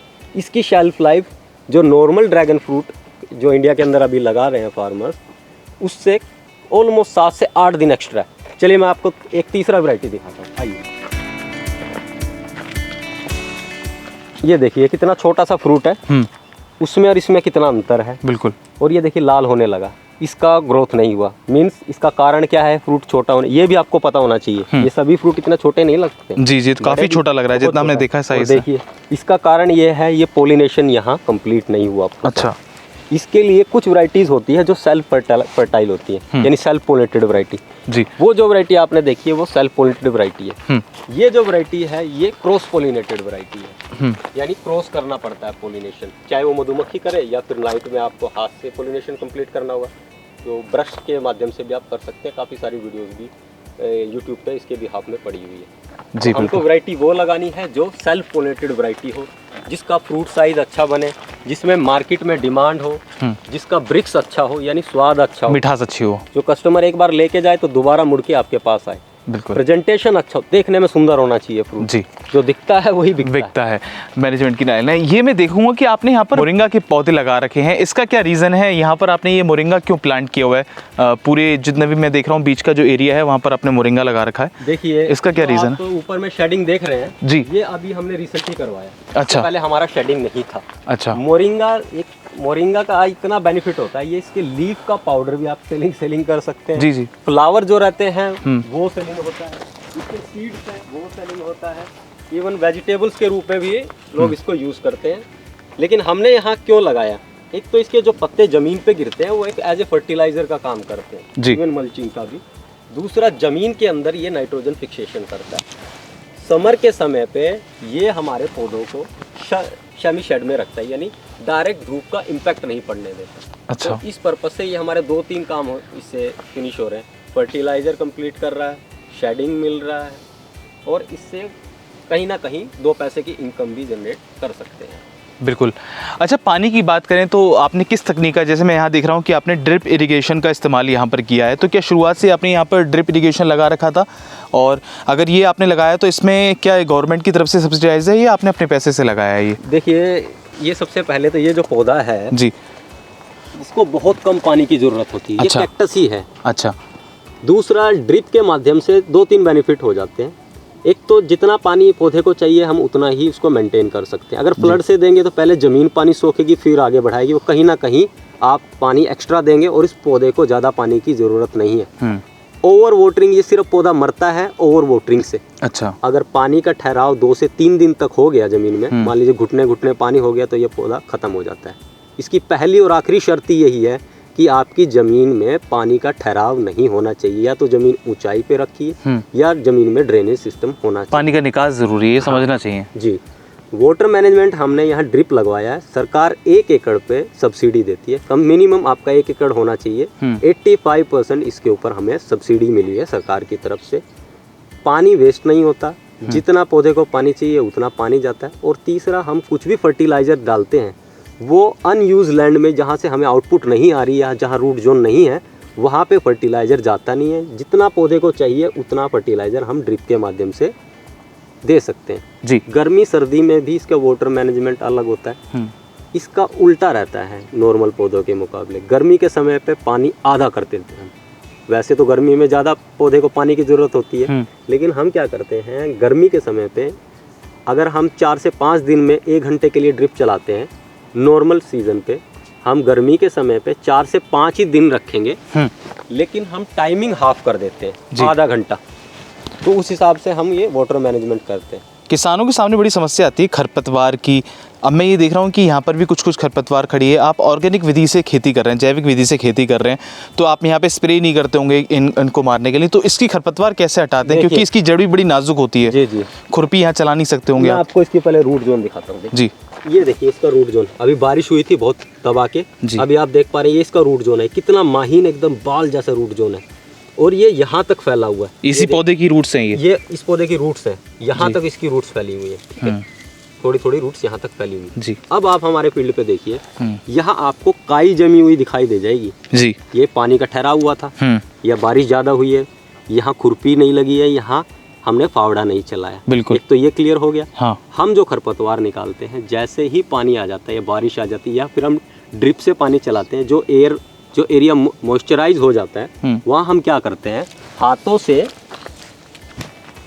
ऐसे खरपतवार निकाल लेते हैं। अच्छा, यहाँ पूरा फील्ड में घूमिए, कहीं आपको फावड़े का निशान दिखाई नहीं देगा। यहाँ इवन काई जमी हुई दिखाई दे जाएगी। तो ये तो बड़ा टाइम कंज्यूमिंग है, इसमें तो बड़ा समय लगता होगा और मेहनत लगती होगी। पौधे में आपको समय ही इम्पोर्टेंट है, आपको समय देना है इस पौधे को पूरा। देखिए हर रोज़ आपको फर्टिलाइज़र नहीं डालना, हर रोज़ आपको पानी नहीं देना, हर रोज़ आपको स्प्रे नहीं करना, हर रोज़ आपको फ्रूट नहीं तोड़ना। तो फिर आपको करना क्या है? हमारा काम यही रहता है कि डेली एक्टिविटी ये रहती है। अगर आप डेली कोई काम करते हैं तो आपको बर्डन नहीं दिखता, थोड़ा थोड़ा खरपतवार आपको दिखते हैं तो हम निकालते हुए चले जाते हैं जी। वही काम आप 10 दिन के बाद करेंगे तो आपके लिए बहुत हार्ड हो जाएगा। तो रूटीन बना के रखिए अपनी एक्टिविटीज़ का कि भाई ये मेरा प्लान, मेरे को इस हिसाब से करना है।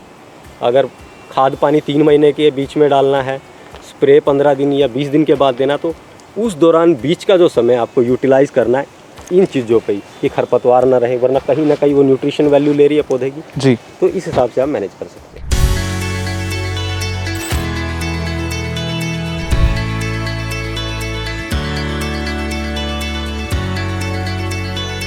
बिजनेस मॉडल की अगर बात करें तो अगर हर किसान ये सोचता है कि मैं इस फसल को उगाऊं तो मुझे अच्छा मुनाफा होना चाहिए। आप भी इस क्षेत्र में ड्रैगन फ्रूट की खेती कर रहे हैं, आप बता रहे हैं कि आपका ये जो पूरा काम है काफ़ी प्रॉफिटेबल है, आप पूरी मेहनत कर रहे हैं इसके अंदर।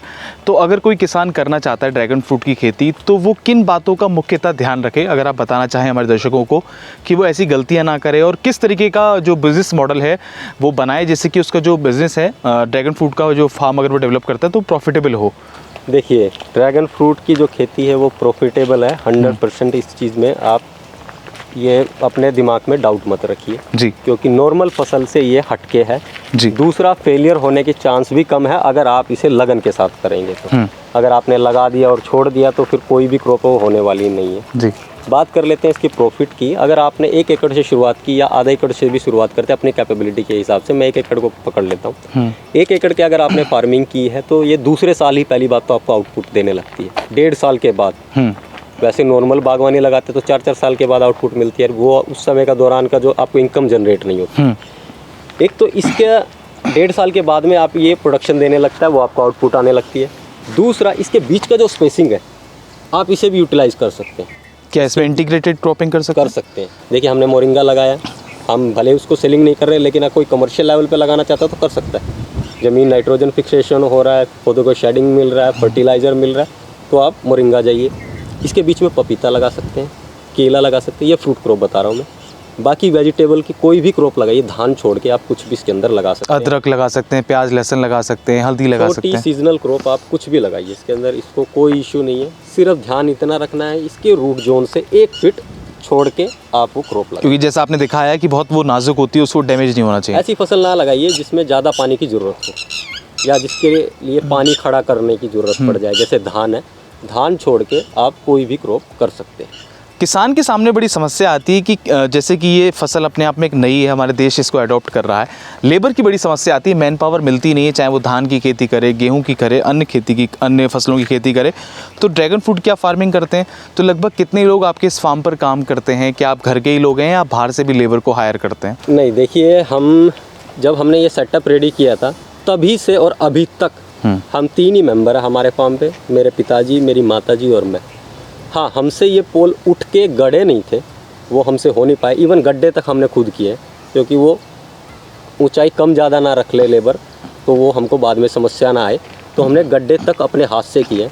हाँ, लेबर हम यूज़ करते हैं वहाँ जहाँ हमसे हो नहीं पाता, जैसे पोल को शिफ्ट करना है यहाँ तक, वो कंधों से शिफ्ट होते हैं, कंजेस्टेड जगह हो जाती है, ट्रैक्टर वगैरह नहीं चल पाएगा तो वो शिफ्ट करना पड़ता है, वहाँ हम लेबर का यूज़ करते हैं। बाकी सारे काम हमने पोल खुद बनाए, रिंग खुद बनाए हैं, फ्रूटिंग हम खुद तोड़ते हैं, खाद खुद डालते हैं, इसकी मैनेजमेंट हम खुद करते हैं, खरपतवार खुद निकालते हैं, पैकिंग खुद करते हैं, तुड़ाई खुद करते हैं। तो ये सब काम हम खुद कर सकते हैं। अगर आपके ये लेबर का इशू है तो इसमें कोई हार्ड लेबर की ज़रूरत नहीं होती है। जैसे मैंने आपको बताया कि आप अगर रूटीन के हिसाब से चलते हैं, कोई एक सिंगल पर्सन भी है तो वो 1 एकड़ की फार्मिंग आराम से कर सकता है। यही है कि खरपतवार जैसे मैनेज करना है तो आप रूटीन बनाइए, अपना काम को छोड़िए मत, काम को डेली रूटीन एक्टिविटीज़ में लेके चलिए। जैसे खरपतवार है, हर दिन थोड़ा थोड़ा निकालते चले जाइए, आपको बर्डन ही नहीं आएगा। हम ऐसे ही करते हैं। लगभग कितना समय आप पूरे दिन अपना खेत पे देते हैं? देखिए मैं तो खैर लेट आता हूँ, मेरे माताजी और मेरे पिताजी हैं वो सुबह में आ जाते हैं 5 बजे के आसपास में, और शाम को हम यहाँ 6:30-7 बजे के आसपास जाते हैं। इन बिटवीन हम अगर काम की बात करें तो सुबह में ये समझ के चलिए मेरे पिताजी 5 बजे से लेके या 6 बजे कंसीडर कर लेते हैं, 6 बजे से लेके हम 10 बजे तक काम करते हैं। उसके बाद धूप हो जाती है, रेस्ट करते हैं, खाना खाते हैं, उसके बाद फिर हम 3 बजे से लेके शाम के 6 बजे तक काम करते हैं जी। तो खुद ही करते हैं। और इसके बीच का जो समय है हम रेस्ट लेते हैं, खाना खाते हैं, और अगर कोई डिस्कस करना है आगे का क्या प्लान है, या फिर बीच में यहाँ पे अगर विजिट करने के लिए कोई आता है तो उन्हें अटेंड करें। जी। एक चीज़ और मैं जानना चाहूँगा कि जैसे कि आप एक रोल मॉडल के तौर पर निकल रहे हैं, एक युवा हैं, इंजीनियर हैं, पढ़े लिखे हैं, आपने प्राइवेट नौकरी भी करी है, अच्छा खासा आपका पैकेज रहा है, और आप खेती किसानी कर रहे हैं, तो आप देश के युवाओं के लिए, देश के किसानों के लिए एक मिसाल के तौर पर उभर के आ रहे हैं। तो आपसे ट्रेनिंग लेने भी लोग आते होंगे, आपसे इंस्पायर भी लोग होते होंगे, तो कहाँ से लोग आपके पास आते हैं? और अगर आप ट्रेनिंग देते हैं तो हमारे दर्शकों को बताएं कि लगभग कितना समय के लिए वो पूरा कोर्स रहता है, और कैसे आप ट्रेन करते हैं लोगों को? क्या आप प्रैक्टिकल नॉलेज देते हैं या ऑनलाइन या डिजिटल माध्यम से आप उनको बताते हैं? देखिए, हमने ये ट्रेनिंग का जो सेशन रखते हैं हम सिर्फ साल में एक ही दिन रखते हैं जी। लास्ट ईयर हमने अक्टूबर 2 को रखा था, मोस्टली हम संडे को ही रखते हैं। इस साल हम 17 सितंबर, संडे है उस दिन भी जी। उस दिन रखते हैं। बात करते हैं कि लोग कहाँ से आते हैं, इंडिया के कोने कोने से फार्मर आते हैं। इस बार हमने ड्रैगन फ्रूट की खेती में काफ़ी एक्सपर्ट्स को बुलाया है जो अलग अलग एरिया में इसके ड्रैगन फ्रूट की खेती में सक्सेस हैं और जो अपने एरिया में अच्छे से इसको मैनेज कर रहे हैं। या वेस्ट बंगाल हो गया, उसके बाद साउथ हो गया, अलग अलग एरिया से हमने एक्सपर्ट्स को बुलाया इस बार, ताकि वो भी अपना अनुभव शेयर करें और एक गेट टुगेदर हो जाता है। उस समय पे जब फार्मर यहाँ आता है तो अपनी काफ़ी समस्याएं लेके आता है। कुछ समस्याएं हमारे लिए पुरानी होती है क्योंकि हमने झेली हुई है, और कुछ समस्याएं नई आती है, ताकि जो समस्या किसान जो जूझ रहा है, मैं कुछ कॉमन समस्याएं बता देता हूँ, एक आइडिया लग जाएगा किसान को इसमें क्या दिक्कत होती है। मोस्टली जो किसानों की समस्याएं हैं, हमारा पौधा ग्रोथ ही नहीं कर रहा है, 3 साल हो गए, फ्रूट का साइज ही नहीं बनता है। तो वहाँ गलतियाँ क्या हैं? वहाँ 2-3 गलतियाँ हैं किसानों की। एक तो लगाने का जो तरीका है वो भी डिपेंड करता है। अब देखिए, हमारी जो मिट्टी है वो चिकनी दोमट मिट्टी है, यहाँ पानी आया तो ठीक, नहीं आया तो दरारें फट जाती हैं। अगर मैं प्लांटेशन ज़मीन में लगा दूँ डायरेक्ट तो हमारे यहाँ पौधा ग्रोथ नहीं करेगा। क्यों? पानी आया नहीं, ज़मीन फटी, वो उसकी रूट जोन डिस्टर्ब हुई, ग्रोथ रुक गई। यहाँ हम मेथड देखिए कैसे लेके चलते हैं।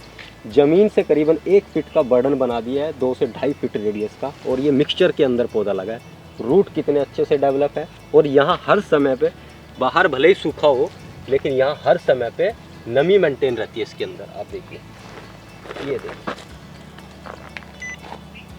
यहाँ हर टाइम पे आपकी नमी मेंटेन रहेगी इसके अंदर, और बाहर देखिए कितना सूखा पड़ा जी। तो यहाँ जो रूट जोन जो आपने इसकी मल्चिंग भी करी, वो भी इसी पैटर्न पे आपने करी है। देखिए, केचुआ अगर आपके फील्ड में जैसे ही आप ऑर्गेनिक मैटर ऐड करते हैं, केमिकल यूज नहीं करते हैं, तो आपके यहाँ ऑर्गेनिक मैटर बढ़ेगा। केचुआ आपका फ्री का मजदूर है। अब आप ये देखिए, मिट्टी आप देखेंगे, देखिए केचुए ने ही ये मिट्टी को जमीन से निकाला है। मीन्स इससे बेनिफिट क्या हुआ है जी? एक तो जो वेस्ट मटेरियल जो जमीन के अंदर पड़ा था, केचुए ने उसको खाया, खाद के रूप में कन्वर्ट कर दिया, और ये जब जमीन से निकला है तो यहाँ नेचुरल एयर वेंटिलेशन भी मिल रहा है। बिल्कुल। और केचुआ कहते हैं किसान का सबसे अच्छा मित्र होता है, लेकिन जब हम केमिकल फर्टिलाइजर वाली खेती करते हैं तो ये केचुआ हम अपने खेत से गायब कर देते हैं, नहीं दिखाई देंगे।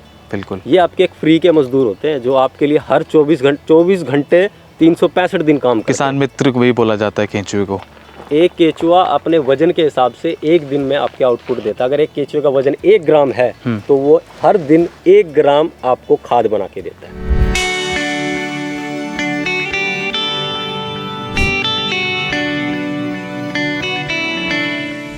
हमारे साथ मौजूद हैं इस समय कुलदीप जी के पिताजी, जो पूरा ये जो काम है पैकेजिंग का, जो फ्रूट पूरा तोड़ना है, बाजार तक लेके जाना है, मार्केटिंग का काम है, उसकी देखरेख करते हैं। नमस्कार बाबू जी, बहुत बहुत स्वागत है आपका। ये जो पूरी प्रक्रिया रहती है, जैसे आप पेड़ों से ये फल तोड़ते हैं, फिर इसको पैकेज करते हैं, लगभग इसमें कितना समय लगता है और क्या प्रक्रिया रहती है? कितने बजे से आप ये फ्रूट तोड़ना स्टार्ट करते हैं? हम सुबह 6 बजे से फ्रूट तोड़ते हैं, हार्वेस्टिंग होती है, पूरा फ्रूट निकाल के उसका प्रोसेसिंग होती है, साफ़ सफाई करना, फिर उसकी पैकिंग होती है। अच्छा। पैकिंग हमारी बॉक्स के अंदर भी है, और ये रिटेलर के लिए होती है। अच्छा। एक पैकेज में 2 पीस होते हैं। अच्छा।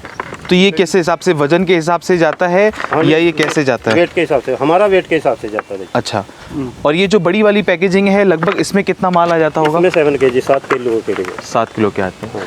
अच्छा, फ्रूट जब तोड़ते हैं तो अक्सर ये चीज़ें का ध्यान रखा जाता है, जितनी वीडियोस हमने बनाई ग्रेडिंग का बड़ा ध्यान रखा जाता है कि वजन के हिसाब से, क्वालिटी के हिसाब से, साइज़ के हिसाब से फ्रूट अलग करते हैं। तो इसमें ड्रैगन फ्रूट में किन किन बातों का ध्यान रखना पड़ता है आप लोगों को? मेन तो यही है जी, इसका ग्रेडिंग का है, साइज़ का हिसाब किताब होता है। भी साइज़ का ज़्यादा हैवी साइज़ है उसके हैवी रेट लगेंगे, कम साइज़ का है, 3 तरह से हम इसको निकालते हैं। अच्छा, मीडियम, हैवी और तीसरे नंबर। अच्छा, तो उसका प्राइस कैसे तय होता है इन तीनों क्वालिटी का? वेट के हिसाब से होता है। वेट के हिसाब से हमारा 200 से 160 के बीच में थोक में जाता है। ये जो पूरी पैकेजिंग की प्रक्रिया है इसमें आप ही घर के लोग पूरी काम करते हैं या बाहर से भी कुछ लोग आपने हायर कर रखे हैं? नहीं जी नहीं, हम घर के आदमी हैं, कुलदीप है, मैं हूँ, इनकी माँ है। जैसे सुबह 6 बजे आपने ये अगर ये फ्रूट तोड़ने का कार्यक्रम स्टार्ट किया तो उससे लगभग कितना समय रहता है पूरा बाजार तक माल पहुंचाने में? लगभग कितने समय लगता है आपको? हम 6 बजे से हार्वेस्टिंग शुरू करते हैं, 11 बजे़ तक हार्वेस्टिंग होती है, फिर माल की सफाई होती है। अच्छा। शाम को 4 बजे मैक्सिमम हम माल निकाल देते हैं, या फिर पूरा दिन उसकी प्रोसेसिंग हमारी यही रहता है, काम इसको पैकिंग करना। जिस तरह भी ये गाड़ी आई है अभी लोड होके माल चला जाएगा। ड्रैगन फ्रूट की बात करें तो लगभग साल में कौन से ऐसे महीने रहते हैं या कौन से ऐसे दिन रहते हैं जब आपका ये जो काम है बहुत स्पीड से आपको करना पड़ता है और ज़्यादा फ्रूटिंग आती है? देखिए, काम तो इसका साल के साल ही है जी। इसका फ्रूटिंग का टाइम है जुलाई से लेकर दिसंबर तक मैक्सिमम, ये इसी टाइम आता है, क्योंकि मानसून हमारे यहाँ लेट हो जाता है थोड़ा। अच्छा, अगर मानसून पहले आ जाता है तो फ्रूटिंग एक महीना पहले चालू हो जाती है। इसमें वर्किंग तो चलती ही रहती है। अच्छा। लेबर वर्क बहुत ज़्यादा है इसके लिए। और कब सबसे ज़्यादा फ्रूट आता है? फ्रूट आता है हमारा जुलाई, अगस्त और सितंबर, 3 महीने में पीक पे होता है पूरा। अच्छा, और ऐसा भी कुछ होता है कि जैसे ड्रैगन फ्रूट जो हम देखते हैं कि देखने में तो लाल लाल लगता है, लेकिन कभी कभी बाज़ार में हम फ्रूट जब लेके आते हैं तो मिठास नहीं होती। क्या ऐसा भी कुछ होता है कि किसी खास सीज़न में फ्रूट में जो स्वाद होता है वो ज़्यादा अच्छा आता है या मिठास ज़्यादा होती है? उसमें सीजन का भी फ़र्क होता है और वैरायटी का भी बड़ा फ़र्क होता है। अच्छा। हाँ, किसी का ब्रिक्स लेवल 16 होता है, किसी का 14 होता है, किसी का 18 से 21 होता है, 23 से 24 भी होता है। और फिर जिस टाइम पे हमारा बरसात नहीं होती है उस टाइम पे मिठास ज़्यादा होता है इनके। मैं यहाँ पे देख पा रहा हूँ आपने अपनी इस पे लिखा हुआ है, जो आपने ब्रांडिंग करी है उस पे लिखा है 100% ऑर्गेनिक। हाँ जी। तो बाजार में अभी भी बड़ी मशक्कत है किसानों के सामने, जो उनका ऑर्गेनिक सर्टिफाइड प्रोडक्ट है या फिर जो नॉन ऑर्गेनिक है, तो उसके रेट में बड़ा एक दुविधा है, किसान को रेट नहीं मिल पा रहा। तो क्या आप अगर ऑर्गेनिक तरीके से ड्रैगन फ्रूट की खेती कर रहे हैं और बाजार में सप्लाई कर रहे हैं तो आपको आमतौर पर जो ड्रैगन फ्रूट है और आपका जो ऑर्गेनिक है उसके रेट सही मिल रहे हैं? जी बिल्कुल सही मिल रहे हैं। इसका हमारे को 50 रुपीज़ पर केजी एक्स्ट्रा मिल रहा है, समझ लीजिए। अच्छा। अगर बाजार में और फ्रूट का, केमिकल फ्रूट का रेट 100, 120, 130 मिलेगा तो हमारा 200 है। ऑनलाइन भी आप लोग बुकिंग लेते हैं? हाँ, ऑनलाइन भी लेते हैं जी। तो फिलहाल आप जो ड्रैगन फ्रूट की खेती कर रहे हैं बीते 3-4 वर्षों से, आप अभी अपने को सेटिस्फाई मानते हैं, खुश मानते हैं कि आप खेती से? बिल्कुल एकदम खुश जी, तबीयत खुश है। अच्छा। काम करके 2 बेटे मेरे अपने हैं और तीसरा बेटा मेरा ड्रैगन फ्रूट भी है। मैंने बेटे की तरह इसको पाला, तो पूरा आप रिस्पॉन्स मिल रहा है जी। तो आसपास के जो आपके किसान हैं, आप बता रहे हैं कि पूरे विश्व में लोग आपको जान रहे हैं इसी खेती की वजह से। जी जी। तो आपका अनुभव खुद का अच्छा है? हाँ बिल्कुल, एक्सपीरियंस मेरा पूरा, क्योंकि अपने हाथ से करते हैं। ठीक है। तो ये आपने, हम बातचीत में हमारे साथ कुलदीप जी के पिताजी थे जिन्होंने बताया कि किस तरीके से ये पूरे पैकेजिंग करते हैं और मार्केट तक अपना फ्रूट लेके जाते हैं। इनको जो कीमत है, जैसे कि ऑर्गेनिक तरीके से पूरा ग्रो कर रहे हैं ड्रैगन फ्रूट को, तो उनको कीमत भी उस हिसाब से अच्छी मिल रही है। अब इस फार्म पे एक और जो उनके साथ में सहयोगी काम करती हैं उनकी माता जी, उनसे बात करते हैं और जानते हैं कि वो कैसे इस खेती किसानी में उनका हाथ बढ़ाती हैं। माता जी, आपका नाम क्या है? मेरा नाम सुशीला। सुशीला जी, अच्छा ये बताइए कि लगभग कितने साल हो गए आपको खेती किसानी करते हुए? मुझे बेटे 4-5 साल हो गए ऐसा करती है। 4-5 साल। आजकल लोग क्या करते हैं, लेबर नहीं मिलती और मशीनों का प्रयोग करते हैं। हाँ। तो आप देख रहा हूँ मैं हाथ से नराई गुड़ाई कर रही हैं? नहीं बेटे, हम तो हाथों से ही पढ़े। अच्छा। हाँ, हम लेबर का कोई काम नहीं, हम खुद अपने आप ही करें। कैसा लगता है खेती किसानी मुझे करते हैं? बेटे बहुत अच्छा लगा है। अच्छा। हाँ, कि आपका बच्चा विदेश से पढ़कर आया और यहाँ पर खेती किसानी कर रहा है, मतलब विदेश में नौकरी करी, लेकिन लोगों ने फिर आपसे बड़ा ये नहीं कहा कि क्या इंजीनियर था और अब इसमें काम कर रहा है मिट्टी में? बेटे बहुत मजाक उड़ाई। अच्छा। हाँ, पर मेहनत करी बेटे बहुत ज्यादा। और आज के लोगों का क्या कहना है जब इतनी आपने कामयाबी हासिल कर ली है? तो बस आजकल लोग तो बस अब क्या बताऊँ। खुश हैं आप अपने बेटे की? और मैं परिवार में बेटे बड़ी खुश हूँ। मेरे काम करने में भी बड़ा जी लगा जी। मैं किसी को मजदूर को नहीं रखती, खुद अपने आप ही बहुत मजदूरी करूँ। अच्छा। हाँ। आप खुद ही खेती किसानी करती हैं? अपने आप ही। तो आपके आसपास की जो गांव की महिलाएं हैं या जो आपकी रिश्तेदारी में महिलाएं हैं वो भी आपके पास आती होंगी, पूछती होंगी कि आखिर तूने ऐसा क्या कर दिया अपने खेतों में जो रातों रात इतनी तेरे को प्रसिद्धि मिल गई? हाँ बेटे आके पूछे तो ही हाँ। भाई मेहनत करो। मेहनत का कोई तोड़ नहीं है। हाँ। तो और क्या कहना चाहेंगी देश के उन किसानों से, देश की उन महिलाओं को आप क्या संदेश देना चाहेंगी कि आप खुद एक महिला किसान है तो क्या संदेश भाई देना खुद करो। अच्छा, जैसे मैं कर रही ऐसी मेहनत सब करो। सब करो हैं? तभी कुछ हासिल होगा। जब होगा क्या हो बेटे आजकल भी जी। थोड़ी नौकरी हुई क्या हुआ करो उन महिलाओं को भी। महिला तो घर में लेट मारे बेटे पंखे के नीचे जी। और मेरी मजाक उड़ावे, सारा दिन खेत में फिरती है, बच्चों के पीछे लगी रहे। लेकिन आपको आत्मसंतुष्टि तो मेरी मिलती होगी। बहुत अच्छी।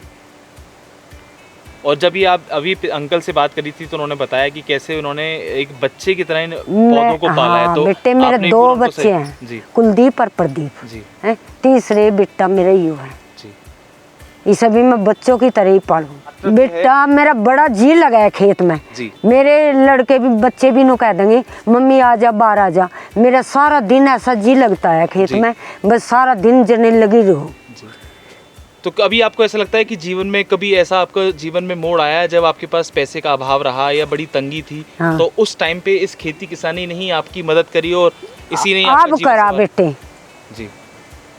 अब हुआ मेरा। कितने साल की तपस्या थी आपकी जो अब जाके पूरी हुई? अब मेरे बेटे ये 4-5 साल तक मेरे लड़के ने जी। विदेश था यो जबरदस्ती ही करवाया था, हम तो मना ही कर रही थी। जी। बेटे जीरे गेहूँ लगाया कर थी, जी। अब हम इसे लगाए। अब मैं भी इतनी खुश हूँ। जी। लड़के ने तो बहुत जिद करी थी दूसरा भी लगा लो, पर मैं कर गई बेटे पैसा इतना कहाँ, जिन्हें किस तरह हमने तो पैसा दिखा। जी। ये मेहनत है बेटे, जब हम यू काम बिल्कुल सफल कर। मेहनत का कोई तोड़ नहीं। देखा आपने कुलदीप जी की जो माता हैं, इन्होंने बताया कि किस तरीके से इन्होंने दिन रात मेहनत करके एक बेटे की तरह, इनके 2 बेटे हैं, तीसरा बेटा इन्होंने इस ड्रैगन फ्रूट की खेती को माना, ड्रैगन फ्रूट को माना और एक एक पौधे की ऐसे देखभाल करी कि जैसे ये अपने बेटे की देखभाल कर रही हैं, बेटे की रखवाली कर रही हैं। तो खेती किसानी में भी अगर किसान जो हमारे देश के हैं वो अगर आत्मा के साथ उसमें काम करते हैं, पूरी शिद्दत के साथ में काम करते हैं तो मेहनत कभी भी व्यर्थ नहीं जाती और सफलता अवश्य मिलती है। जीवंत उदाहरण आपके सामने कुलदीप का परिवार है।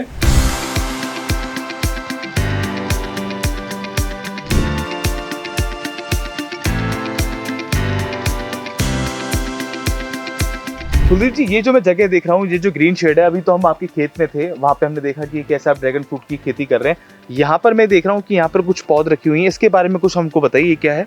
देखिए हमारा नर्सरी का भी काम है, ड्रैगन फ्रूट के पौधे भी बनाते हैं हम। 2 सीज़न में पौधे बनाते हैं। इसके जो लगाने के समय 2 होते हैं, एक जुलाई अगस्त में लगा सकते हैं और दूसरा फरवरी मार्च। जो बेस्ट टाइमिंग है वो नॉर्थन बेल्ट के लिए फरवरी मार्च है। रेस्ट ऑफ इंडिया जहाँ टेम्परेचर 10 के नीचे नहीं जाता वो कभी भी लगा सकते हैं इसको।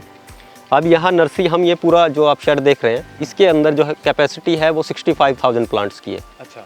हम 2 बार सीज़न में नर्सरी बनाते हैं। अक्टूबर में ट्रिमिंग करेंगे और वो प्लांटिंग मटेरियल हम फरवरी में दे देते हैं। उसके बाद में हम मार्च में ट्रिमिंग करते हैं और वो प्लांटेशन हम जुलाई अगस्त में दे देते हैं। अच्छा। अभी आप देख पा रहे होंगे अभी अगस्त चल रहा है तो ऑलमोस्ट प्लांटिंग मटेरियल हमारा फिनिश हो चुका है। अभी थोड़े से पौधे बचे हुए हैं, ये एक ऑर्डर बैलेंस था तो वो साल के अंदर हमने जो इस बार का हमारा आउटपुट है या नर्सरी जो हमारी गई है वो 1,05,000 पौधे हमने सेल आउट किए।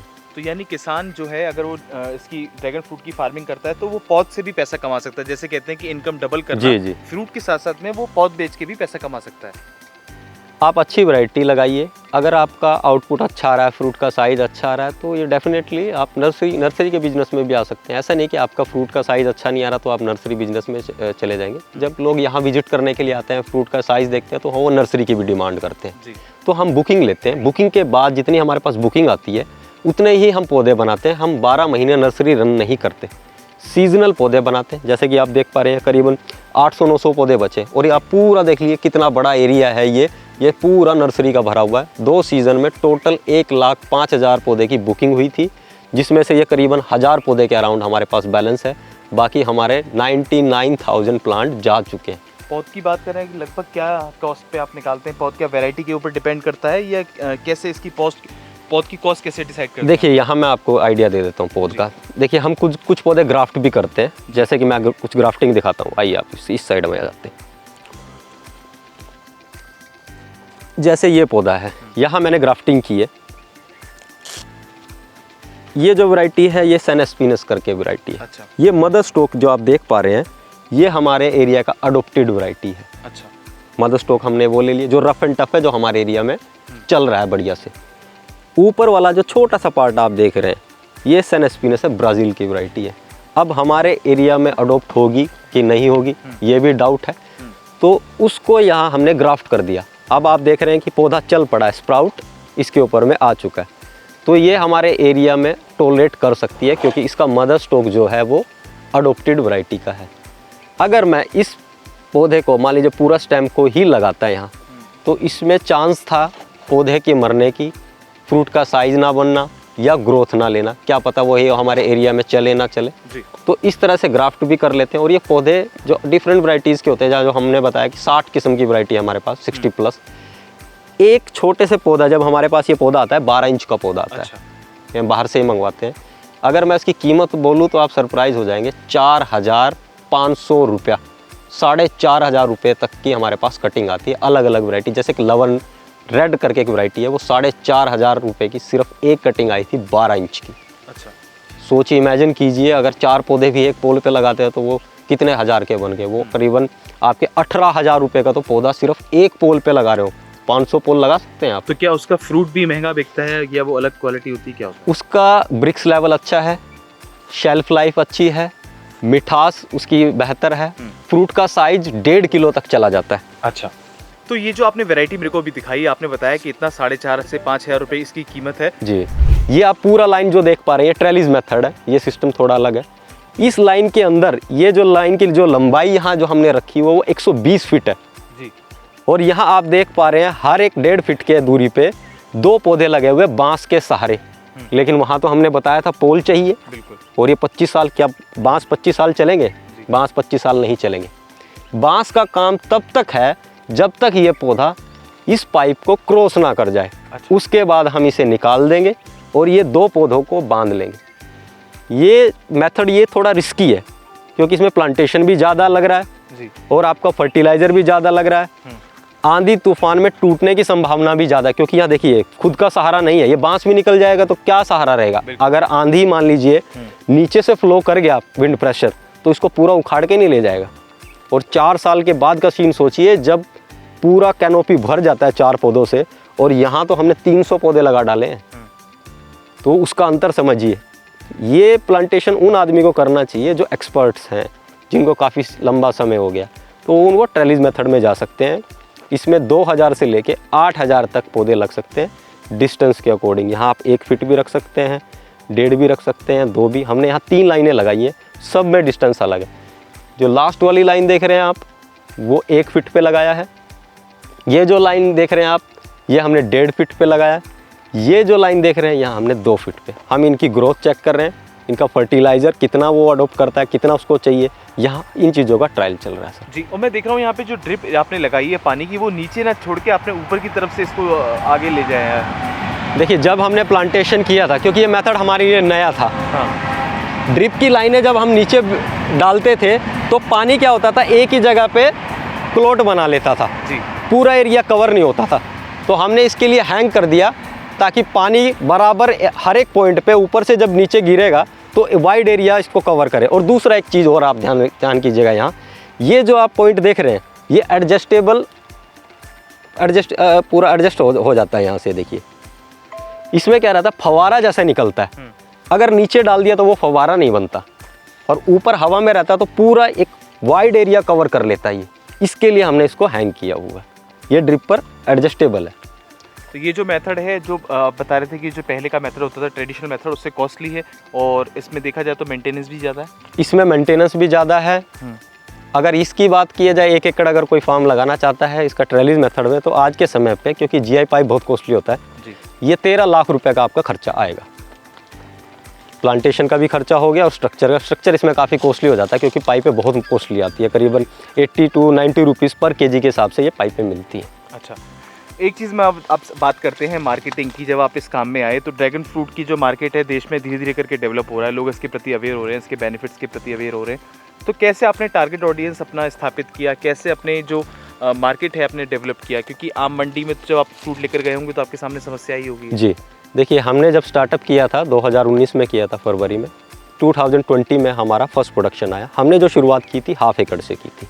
हमारा प्रोडक्शन, पहला जब प्रोडक्शन आता है वो कम आता है, हर साल ये बढ़ता रहता है, चौथे साल में स्टेबिलिटी ले लेता है मैक्सिमम की।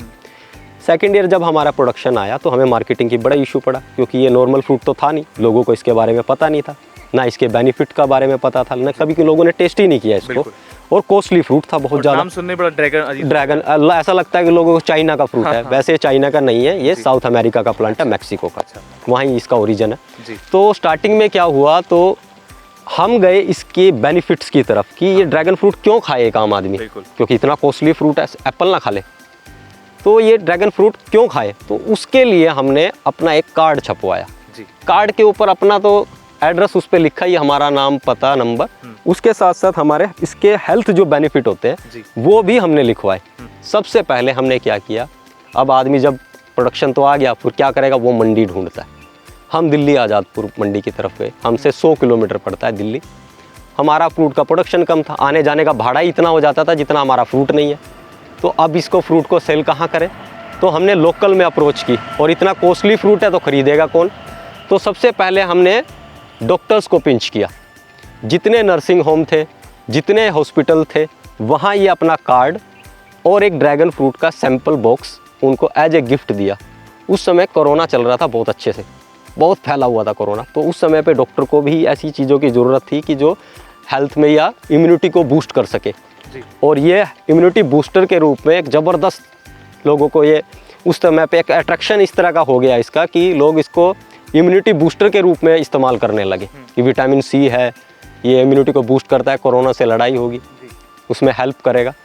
तो डॉक्टर्स ने अपने पेशेंट को रिकमेंड करना चालू किया, और पूरा एरिया में हमारा ही इकलौता ड्रैगन फ्रूट का फार्म था। लोग यहाँ आने लगे, सेलिंग होने लगी। उसके बाद जैसे जैसे अवेयरनेस फैली, मार्केट में भी, यूट्यूब पे भी लोग इसके बारे में जानने लगे, तो मार्केटिंग में फ़िलहाल अभी कोई इशू नहीं आ रहा। वेंडर हमारे पास खुद आते हैं यहाँ पे, हम पैक कर देते हैं जैसे ऑर्डर आता है, और उनको शिफ्ट कर देते हैं। जैसे आप अपने सुबह देखा कि हमारा 300 kg माल सिर्फ एक वेंडर को गया। फ़ोन आता है, तुरंत हम फ्रेश माल तोड़ते हैं और उसको शिफ्ट कर देते हैं। तो आपको क्या लगता है कि जिस तरीके से आपने अवेयरनेस एक कैंपेन काइंड ऑफ चलाया, लोगों को बताया कि आखिर ये प्रोडक्ट वो क्यों कंज्यूम करें, तो ये आपके जो यूएसपी कह लीजिए या कुछ भी कह लीजिए, तो ये देश के किसानों को भी समझना चाहिए कि अगर जो अपने खेतों में आप उत्पाद उगा रहे हो, खासकर जैविक तरीके से जब आप कोई भी खेती कर रहे हैं, तो उसका जो क्या क्या होने वाले उसके फ़ायदे हैं, क्या उसके मेडिकल बेनिफिट्स हैं, क्या उसके औषधि गुण हैं आपके प्रोडक्ट के, वो कंज्यूमर को होता है, तभी वो उसको कंज्यूम करने के प्रति इच्छा जाहिर करेगा। देखिए सर, इसमें 2 पॉइंट है। एक तो इसके हेल्थ बेनिफिट तो है ही है, वो तो अवेयरनेस है। दूसरा एक चीज़, आप मार्केट में जब एंड कस्टमर के लिहाज से आप सोचेंगे, यही नहीं, कोई भी बागवानी हो, सब्जियां भी हो, अगर किसान के लिहाज से सोचिए, किसान एक सब्जी को उगाता है, वो 5 रुपया, मैं एक एवरेज पकड़ लेता हूँ, 5 रुपये 10 रुपया किलो के हिसाब से वो सब्जी आप मंडी में दे देते हो। आप एक आम आदमी हो, एक आम कस्टमर हो जो नॉर्मल उस सब्जी को खाएगा, कंज्यूम करेगा, आप वो सब्जी कितने में खरीदते हैं? आप वो सब्जी ठेले वाले से या दुकानदार से 30 से 40 रुपये में खरीदते हैं। वही सब्जी जो किसान 10 रुपये में दे के गया, आधे घंटे के अंदर उसका रेट 40 रुपया हो गया। वो 30 रुपया कहाँ गया? आपकी पॉकेट से वो 30 रुपया निकला है एक्स्ट्रा, लेकिन वो किसान की जेब तक नहीं पहुंचा, वो बिचौलियों की जेब में चला गया, जिन्होंने कुछ किया ही नहीं। और आधे घंटे में क्या जादू हो गया, वो 10 का 40 बन गया।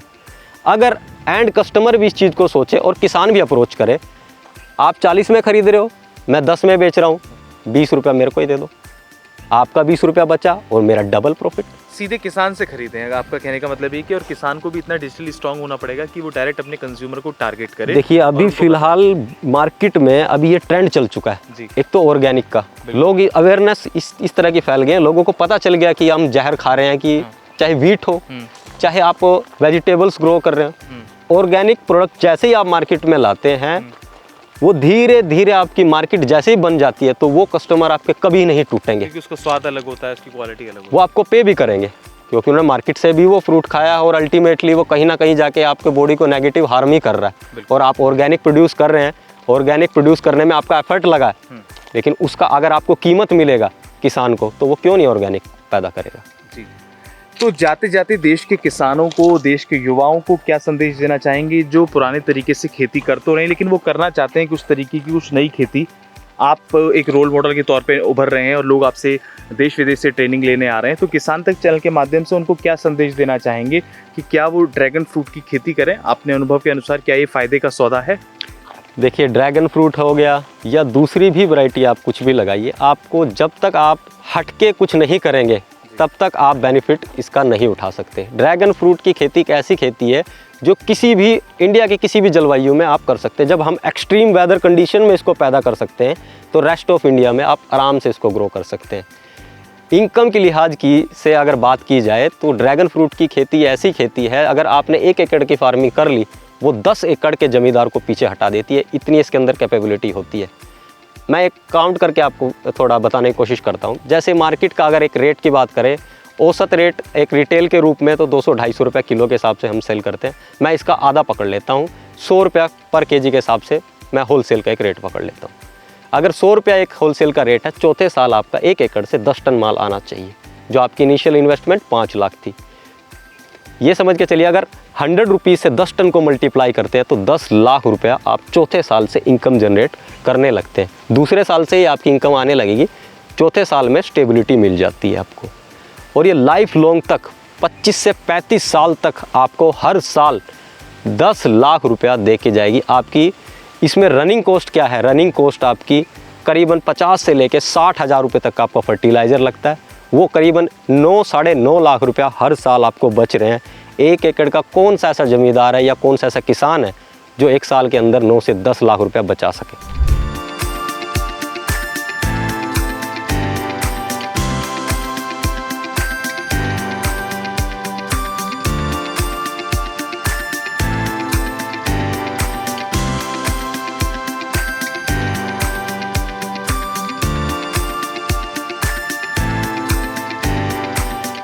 तो आपने देखा कि कितनी दिलचस्प कहानी है कुलदीप जी की, जो पेशे से इंजीनियर रहे, साउथ अफ्रीका से लौटकर केवल इसीलिए आए कि जो अपनी पैतृक ज़मीन है, खेती किसानी है, उसमें कुछ कर सकें, कुछ इनोवेटिव कर सकें। और खेती किसानी भी कुलदीप जी के पास इतनी नहीं थी, बड़े पैमाने पे जो होती है, छोटे से इन्होंने शुरुआत करी। इनकी इच्छा शक्ति प्रबल थी, परिवार का इनको सहयोग मिला, इनके माता पिता ने इनके साथ सहयोग किया, इनके भाई ने सहयोग किया, और आज आप देख सकते हैं कि ये एक जीवंत उदाहरण है। खेती किसानी करके इन्होंने आसपास के क्षेत्र में इतना नाम कमाया है, और आगे भी ये लोगों को ट्रेन कर रहे हैं कि वो भी अपने गांव की तरफ लौटें, अपनी ज़मीन की तरफ लौटें, अपनी ज़मीन से जुड़ें और खेती किसानी में कुछ ऐसा करें कि जिससे देश को लाभ हो। देश की सरकार इसमें प्रयासरत है, देश की जो प्रधानमंत्री हैं वो भी बार बार कहते हैं कि खेती किसानी को और बेहतर बनाना है, सुलभ बनाना है, जिससे कि हमारे देश के किसान की आय और वृद्धि हो।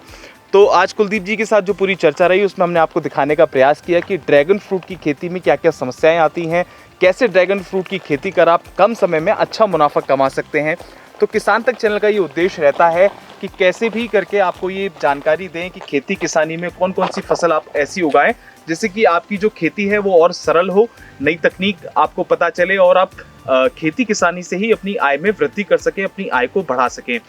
तो आशा करते हैं आपको ये वीडियो पसंद आएगी। ऐसी और भी दिलचस्प वीडियो देखने के लिए आप हमारे YouTube चैनल को सब्सक्राइब करें, बेल नोटिफिकेशन दबा दें, जिससे कि आपको हमारे चैनल की सभी ताजा अपडेट मिलती रहे। खेती किसानी की अन्य खबरें पढ़ने के लिए आप किसानतक.in पे भी जा सकते हैं। धन्यवाद।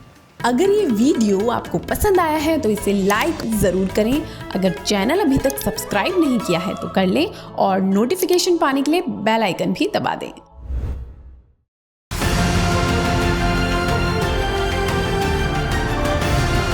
किसान तक खाना है तो उगाना है, किसान तक खाना है तो उगाना है, किसान तक खाना है तो उगाना है, किसान तक खाना है तो उगाना है, किसान तक खाना है तो उगाना है, किसान तक खाना है तो उगाना है।